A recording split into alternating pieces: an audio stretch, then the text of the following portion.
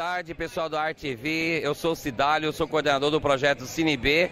O CineB é um projeto itinerante de cinema comunitário realizado pelos sindicatos bancários de São Paulo, Osasco região, em parceria com a Brazuca Produções, que há mais de 5 anos levando o cinema brasileiro para diversos bairros da cidade de São Paulo, Osasco região.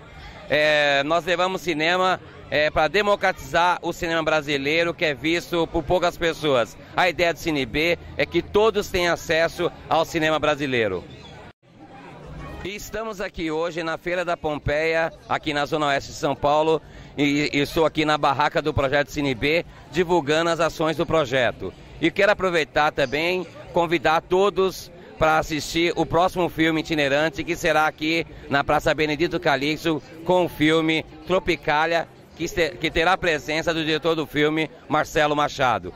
Maiores informações vocês podem pegar pelo blog do CineB, que é cineb.spbancarios.com.br, cineb.spbancarios.com.br, e também estamos no Facebook, que é o CineB do cinema brasileiro. É só procurar CineB que vocês encontram a gente no Facebook. Muito obrigado a todos.